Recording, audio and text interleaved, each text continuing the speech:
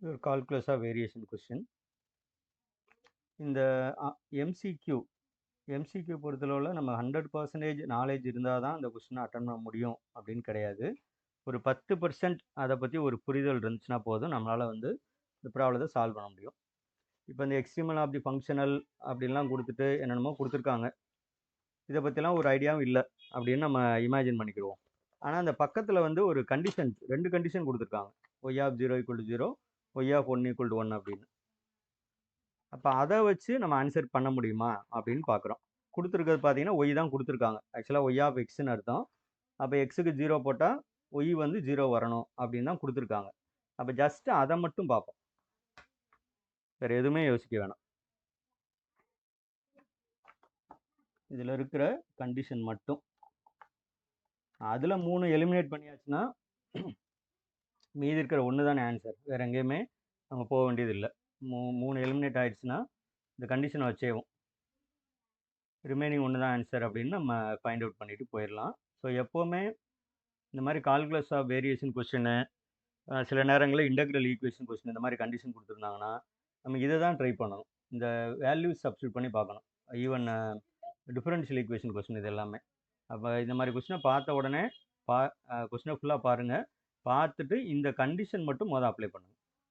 இப்போ நான் மொதல் இதை மட்டும் எடுத்துக்கிறேன், ஒய் ஆஃப் 0 = 0, அதை மட்டும் சப்ஸ்டியூட் பண்ணுறேன். இப்போ இதில் நான் எக்ஸ் இருக்கிறதுல 0 போடணும். அப்போ நியூமரேட்டர் என்ன ஆகுனா sin h0, டினாமினேட்டர் கான்ஸ்டன்ட், அது அப்படியே தான் இருக்கும். sin h0 வந்து 0 தான். sin h0 divided by sin h1 அப்படின்னு வரும். அப்போ இது வந்து 0 தான் வருது. ஸோ இது டேலி ஆகுது, இந்த கண்டிஷன் இதுக்கு டேலி ஆகுது. ஓகேவா? அதுக்காக ஆன்சர் கன்ஃபார்ம்னு சொல்லக்கூடாது, வெயிட் பண்ணுவோம். அடுத்ததுக்கு வருவோம். அடுத்ததும் பாருங்கள், sin h0 வருதா, டினாமினேட்டர் கான்ஸ்டன்ட், sin h2ங்கிறது வேல்யூ. அப்போ இதுவும் என்ன தான் வரும், 0 சப்ஸ்டியூட் பண்ணும்போது 0 தான் வரும். கரெக்டாக வருது. அடுத்தது பாருங்கள், cos h0ங்கிறது 1. அப்போ இதோட வேல்யூ வந்து ஆக்சுவலாக இதில் நம்ம எக்ஸுக்கு பதிலாக 0 போடும்போது நமக்கு ஒய் ஆஃப் 0 என்ன கிடைக்குதுன்னா cos h0 1. அப்போ cos h0 வந்து 1 டிவைடட் பை அப்படின்னு வரும், 1 டிவைடட் பை cos h1 அப்படின்னு வரும். அப்போ எப்படி பார்த்தாலும் 0 வரல. அப்போ இந்த ஆப்ஷனை எலிமினேட் பண்ணிடலாம். சேம் ரீசன் செகண்ட் இதுக்கும். இதில் என்ன வராது அப்படின்னா ஒய் ஆஃப் 0 வரல. அப்போ இதை எலிமினேட் பண்ணிடலாம். அப்போ ஒரு கண்டிஷனை வச்சு 2 ஆப்ஷன் எலிமினேட் பண்ணியாச்சு. ஆனால் இன்னொன்று இருக்குது பாருங்க, இன்னும் இது யூஸ் பண்ணாமல் இருக்குது. ஒய் ஆஃப் 1 = 1 ரிமூவ் பண்ணதை ஆல்ரெடி விட்டுருங்க. இப்போ ஏக்கு சப்ஸ்டியூட் பண்ணி பார்ப்போம் இந்த கண்டிஷனை. அப்போ இந்த கண்டிஷன் படி பார்த்தோம்னா இது வந்து எக்ஸுக்கு பதிலாக 1 போடணும். பார்த்தாலே தெரியுது, எக்ஸுக்கு பதிலாக 1 போட்டோம்னா இது Y of 1 = sin h1 by sin h1 அப்படின்னு வரும். sin h1 by sin h1. அப்போ ரெண்டு கேன்சல் ஆகி ஈக்குவல் டு 1 அப்படின்னு வந்துடும். இது வர செகண்ட் இது பார்த்தீங்க அப்படின்னா sin h1 by sin h2, அது 1 கிடையாது, ஏன்னா கேன்சல் பண்ண முடியாது. sin h1 divided by sin h2, இது 1 கிடையாது, நாட் ஈக்குவல் டு 1. அப்போ இதை எலிமினேட் பண்ணிடலாம். அப்போ நமக்கு ஆன்சர் வந்து ஆப்ஷன் ஏ தான். அப்படின்னா பை ஃபைண்டிங் ஆய்லர்ஸ் ஈக்குவேஷன். அப்போ இதுக்கு நான் ஆய்லர்ஸ் ஈக்குவேஷன் எழுதுகிறேன். இதை மட்டும் எழுதிட்டு அடுத்த ஸ்டெப் பின்னாடி எழுதிடுவோம். இதுதான் f of x, y. மறுபடியும் எழுதலாம், இல்லைன்னா அப்படி நீங்கள் பார்த்துக்கலாம். 2y dash minus 16y². அப்போ இதில் என்னென்ன தேவைப்படும், நமக்கு fy தேவைப்படும். fy என்ன வரும் வித் ரெஸ்பெக்ட் ஒய்யா, அப்போ ஒய் டேஷ்ங்கிறது 0 ஆயிரும். 0லாம் போடக்கூடாது எக்ஸாமில், டக்கு டக்குன்னு எழுதிடணும். நமக்கு தெரியறக்கா நான் 0லாம் எழுதுகிறேன். ஒய் தானே டிஃப்ரென்ஷியேட் பண்ணுறோம். அப்போ 2y dash வரும். இங்கே வந்து -32y, கரெக்டாக? சரி, அப்புறம் என்ன தேவைப்படும்னா fy dash. எப்போவுமே fx வராது, மறந்துடாங்க. ஏன்னா அந்த ஒய்ங்கிறதே function of x in general, அந்த மாதிரி வராது இந்த ஆய்லர்ஸ் ஈக்குவேஷனில். இப்போ நம்ம எழுதிட்டு இருக்கிறதுல வித் ரெஸ்பெக்ட் ஒய் பண்ணுவோம், வித் ரெஸ்பெக்ட் ஒய் டேஷ், அதாவது பார்ஷியல் டெரிவேட்டிவ். அப்போ fy dash பார்த்தோம் அப்படின்னா ஒய் டேஷ் ஸ்கொயரை டிஃப்ரென்ஷியேட் பண்ணும்போது 2y dash அப்படின்னு வந்துடும். இதில் ஒய் டேஷ் இருக்குது, அப்போ ப்ளஸ் 2y அப்படின்னு வந்துடும். இதில் ஒய் டேஷ் இல்லை, அப்போ 0 ஆயிரும். ஸோ விட்டுறலாம். ஓகே, இப்போ நான் ஆய்லர்ஸ் ஈக்குவேஷன் வரேன். சும்மா ஆய்லர்ஸ் ஈக்குவேஷன் fy மைனஸ், நான் சொல்லும்போது நீங்களும் அப்படியே சேர்ந்து மனசுக்குள்ளேயே சொல்லுங்கள், இப்போ தான் மைண்டில் செட் ஆகும். fy minus d by d x fy dash equal to 0. இப்போ நமக்கு இங்கே fy என்ன வந்திருக்கு? 2y dash minus 32y. 2y dash minus 32y. அதாவது இதுக்கு மட்டும், ஃபர்ஸ்ட் இதுக்கு மட்டும். அதுக்கப்புறம் ஒரு மைனஸ் dy by dx. அப்புறம் fy dash இருக்கு. fy dash வந்து 2y dash plus 2y. 2y dash. 2y dash plus 2y. equal to 0. இதில் என்ன பண்ணலாம் அப்படின்னா, இந்த 2 வந்து எல்லாத்துலேயுமே காமனாக தான் இருக்கும். இது மறுபடியும் டிஃப்ரென்ஷியேட் பண்ணாலும் காமனாக தான் வரும். சரி இருக்கட்டும், அடுத்த இதில் கூட நம்ம கேன்சல் பண்ணிக்கிறோம். 2y dash minus 32y. இதில் மைனஸ் டி பை டிஎக்ஸ்ன்னு இருக்கு இல்லையா, இது டெரிவேட்டிவ் கண்டுபிடிக்கணும். அப்போ ஒய் டேஷை டிஃப்ரென்ஷியேட் பண்ணால் அது ஒய் டபுள் டேஷாக மாறிடும். கரெக்டா? -2 ஒய் டபுள் டேஷ். இது மைனஸ் இருக்குது, ரொம்ப முக்கியம். ஏன்னா அவசரத்தில் மிஸ்டேக் வரும். இது ரெண்டு இடத்துக்குமே போகணும். அப்போ -2 ஒய்யை டிஃப்ரென்ஷியேட் பண்ணால் என்ன வரும்? ஒய் டேஷ்னு வரும். Equal to 0. இதை நம்ம என்ன பண்ணுவோம்னா, -2ஆல் டிவைட் பண்ணிவிட்டு ஒய் டபுள் டேஷ் முதல்ல எழுதிட்டேன். -2ஆல் டிவைட் பண்ணிடுறேன். ஒய் டபுள் டேஷ் முதல்ல எழுதியாச்சு. அப்புறம் ஒய் டேஷ் கேன்சல் ஆகுது இல்லையா? 2y dash minus 2y dash cancel ஆயிடுது. அப்போ இது என்ன ஆகும்? Plus 16y equal to 0. கரெக்டானு பாருங்க. ஓகேவா? Y double dash plus 16y equal to 0. இது என்ன சார், எங்கேயோ ஆரம்பித்தோம். கொடுத்துருக்கிறது ஒரு இன்டகிரேஷன் கொடுத்துருக்காங்க, கண்டிஷன் கொடுத்துருக்காங்க. எந்த கர்வ் வந்து எக்ஸ்ட்ரீமத்தை கொடுக்குது அப்படின்னு கேட்டிருக்காங்க. ஆய்லர்ஸ் ஈக்குவேஷன் எழுதணும். எழுதி போய் நின்னா ஒரு டிஃபரன்ஷியல் ஈக்குவேஷனில் போய் நிற்கிது. ஓகேவா? அப்போ நமக்கு தேவையான ஒய் எங்கே இருக்குன்னா, இந்த டிஃபரன்ஷியல் ஈக்குவேஷனோட சொல்யூஷன் இருக்கு இல்லையா, ஒய், அதுதான் நமக்கு எக்ஸ்ட்ரீமம் கொடுக்கக்கூடிய கர்வ், அதாவது எக்ஸ்ட்ரீமம். அவ்வளோ ரைட்டா? அப்போ இதை பார்த்த உடனே நீங்கள் இந்த இடத்துல இப்படியும் யோசிக்கலாம். இதில் 4 ஆப்ஷனில் இருக்கு இல்லையா, 4மே ஒய்ன்னு தான் அர்த்தம். இதில் எந்த ஒய்யை இதில் சப்ஸ்டியூட் பண்ணால் நமக்கு இந்த டிஃபரன்ஷியல் ஈக்குவேஷன் சாட்டிஸ்ஃபை ஆகும் அப்படின்னு பார்க்கலாம். ஃபார் எக்ஸாம்பிள் இப்போ நீங்கள் ஏ எடுத்துக்கிட்டிங்கன்னா ஒய் ஈக்குவல் sin 4x இருக்கா? கொஞ்சம் வித்தியாசமாக சொல்கிறேன், நான் இன்னொரு மாடல்னு சொல்கிறேன். இப்போ suppose we take y equal to sin 4x அப்படின்னு எடுத்துட்டோன்னா இது சாட்டிஸ்ஃபை ஆகுதான்னு பாருங்கள். இதை மறுபடியும் டிஃபரன்ஷியேட் பண்ணால் என்ன வரும்? சைனை டிஃபரன்ஷியேட் பண்ணால் காசு வரும். அப்போ 4 cos 4xன்னு வரும். அதாவது ஒரு தடவை டிஃபரன்ஷியேட் பண்ணால். ஆனால் இங்கே 2 தடவை வேணும் இல்லையா? அப்போ 2வது தடவை டிஃபரன்ஷியேட் பண்ணும்போது இந்த 4 வந்து என்னவாயிரும்? 16ஆக மாறிடும். ஆனால் சைனை காசை டிஃபரன்ஷியேட் பண்ணும்போது மைனஸ் சைன் வரும். கரெக்டாக? அப்போ ஒய் டபுள் டேஷ்ங்கிறது இந்த இடத்துல இப்படி வந்திருக்கும். ப்ளஸ் 16. இந்த ஒய்ங்கிறது மறுபடியும் என்ன தான்? sin 4x. கேன்சல் ஆகுதா? ஐ மீன் கேன்சல் ஆகி 0ன்னு வந்துடுதா? அப்போ இது சொல்யூஷன் அர்த்தம். ரைட்டா? மற்றதையும் நீங்கள் செக் பண்ணி பார்த்துக்கோங்க. sin 2x இருக்குது. வேறு ஏதாவது வந்துடுமா? சப்போஸ் 1 மைனஸ் காஸ் 4x, நான் சி எடுத்து செக் பண்ணி பார்க்குறேன்னு வச்சுக்கோங்க. இது கரெக்டாக வந்துடுச்சு. சப்போஸ் நான் சி எடுக்கிறேன், ஒய் ஈக்குவல் டு 1 மைனஸ், மேலோட்டமாக யோசிக்கணும், ரொம்ப டீட்டெயிலாக கூட போவேனா. அதாவது என்னென்னா, இது 2 தடவை டிஃப்ரென்ஷியேட் பண்ணணும். 2 தடவை டிஃப்ரென்ஷியேட் பண்ணிவிட்டு ப்ளஸ் 16y போட்டால் 0 வரணும். அப்போ கண்டிப்பாக சைன் சேஞ்ச் ஆகணும். நீங்கள் அதான் கவனிக்கணும். இங்கே அப்படி வருமானு பார்ப்போம். இந்த 1 வந்து ஒன்றும் இடைஞ்சல் கிடையாது, ஏன்னா டிஃப்ரென்ஷியேட் பண்ணும்போது 0 ஆயிரும். ஒய் டேஷ் போடும்போதே நமக்கு என்ன ஆகும் அப்படின்னா, இந்த 1 0 ஆயிரும். காசை டிஃப்ரென்ஷியேட் பண்ணும்போது ஒரு மைனஸ் வரும். அப்போ ப்ளஸ் வந்துடும். ப்ளஸ் sin 4x, இன்னும் ஒரு 4 வரும். இது ஒரு தடவை. செகண்ட் டைம் டிஃப்ரென்ஷியேட் பண்ணும்போது என்ன ஆகும் அப்படின்னா 16ஆக மாறிடும். இந்த சைன் வந்து என்னவா மாறிடும்? காசுன்னு மாறிடும். இது ஒய் டபுள் டேஷ் மட்டும். ஓகேவா? அதுக்கப்புறம் பாருங்களேன், ப்ளஸ் 16y வரணும் இல்லையா? இது ஒய் டபுள் டேஷ் மட்டும்.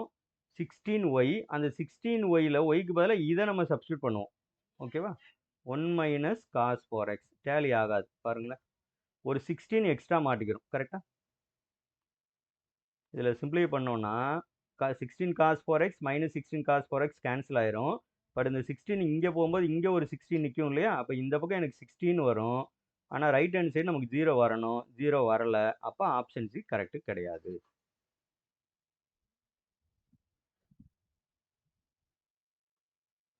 ஓகேவா? இதே இந்த மாடலில் நீங்கள் உங்களுக்கு ஒர்க் என்னென்னா இந்த ஆப்ஷன் பியையும் ஆப்ஷன் டியையும் செக் பண்ணணும்.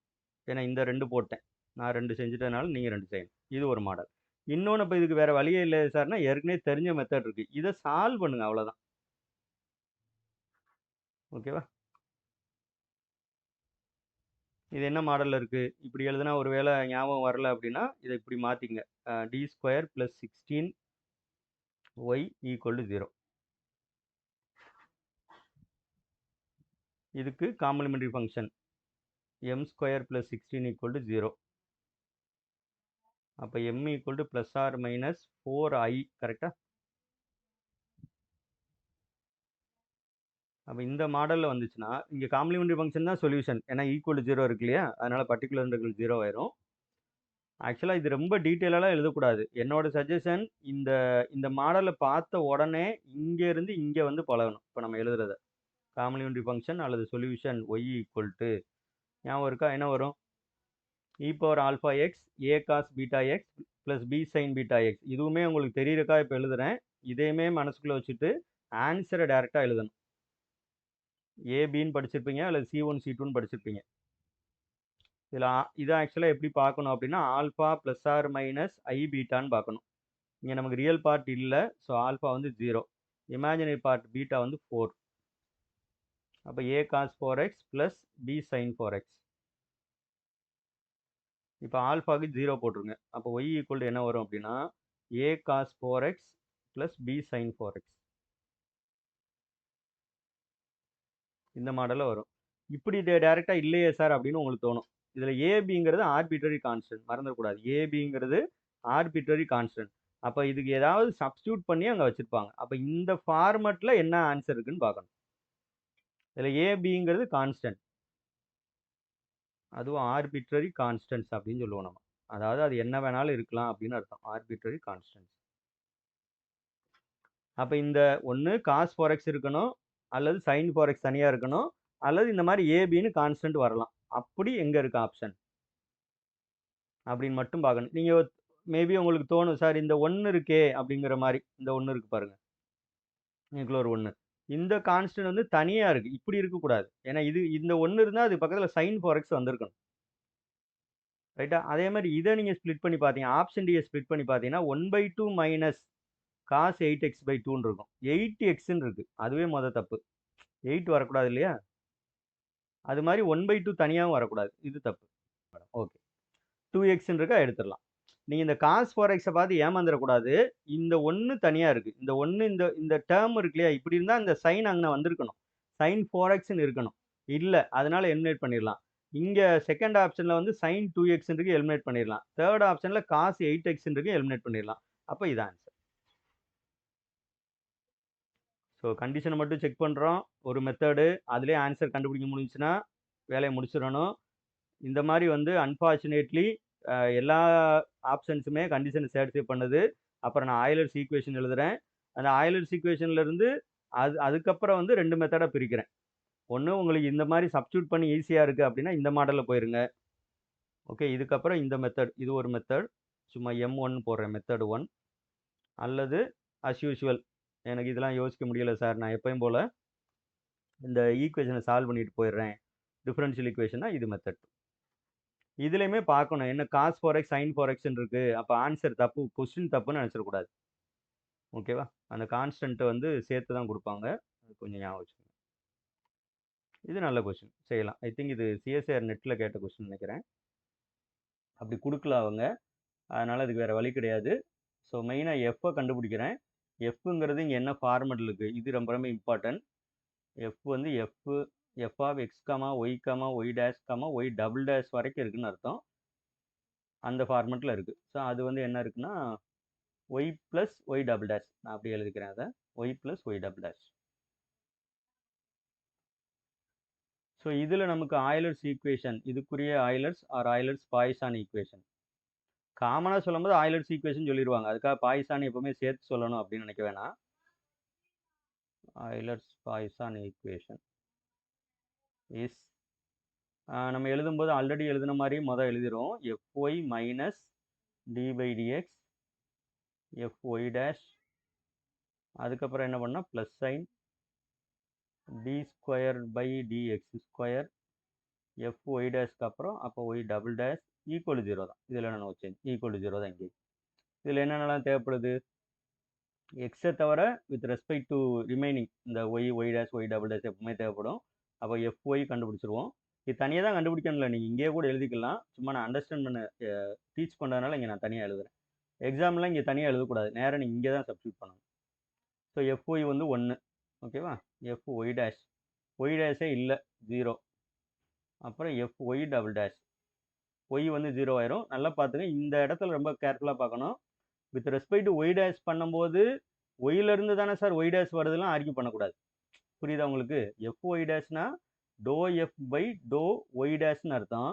இந்த ஒய் டேஷ் தான் இந்த இடத்துல வேரியபிள். ஓகேவா? ரொம்ப முக்கியம் அது. ஒய்யையும் ஒய் டேஷையும் இந்த இடத்துல வேற வேறையாக பார்க்கணும், இண்டிபெண்ட்டாக பார்க்கணும், டிபெண்ட்டாக பார்த்துடக்கூடாது, இல்லைனா கன்ஃபியூஸ் ஆயிடும். ரைட்? அப்போ நான் எஃப் ஒய் டபுள் டேஷ் பண்ணும்போது இந்த மொதல் இருக்கிற ஒய் என்ன தான் ஆகும்? டிஃப்ரென்ஷியேட் பண்ணும்போது 0 ஆயிரும். ஒய் டபுள் டேஷை டிஃப்ரென்ஷியேட் பண்ணும்போது 1 வரும். கரெக்டா? அப்போ எஃப் ஒய் இருக்க இடத்துல 1 போட்டுக்கிறேன். Minus d by d x f y dash 0 plus d square by dx square f y double dash வந்து 1 ஈக்குவல் டு 0. இது 0. கரெக்டா? ஆல்ரெடி 0 இருக்குது, 0 டிஃப்ரென்ஷியேட் பண்ணாலும் 0 தான். இந்த 1 இந்த கான்ஸ்டண்ட்டை ஒரு தடவை டிஃப்ரென்ஷியேட் பண்ணாலே 0 ஆயிரும். மறுபடியும் அந்த டிஃப்ரென்ஷியேட் பண்ணாலும் 0. அப்போ இது 0. இந்த வந்துருச்சா? இதிலிருந்து 1 ஈக்குவல் டு 0ன்னு. கரெக்டா? இது ஈக்குவேஷன். ஓகேவா? ஈக்குவல் டு 0 தான் இருக்கணும். அப்போ எனக்கு right side equation equal to 0 இருந்தால் லெஃப்ட் சைடு வந்து ஃபங்க்ஷனோ அல்லது டிஃபரன்ஷியல் ஈக்குவேஷன் அந்த மாதிரி வரணும். ஆனால் லெஃப்ட் சைடு எனக்கு 1ன்னு வந்திருக்கு. அப்போ 1 ஈக்குவல் டு 0ங்கிறது கான்ட்ரடிக்ஷன். அப்போ கான்ட்ரடிக்ஷன் என்ன அர்த்தம்னா இப்படி ஒரு எக்ஸ்ட்ரீம் நிலை கிடையாது. ஸோ ஆப்ஷன் டி தான் கரெக்ட்.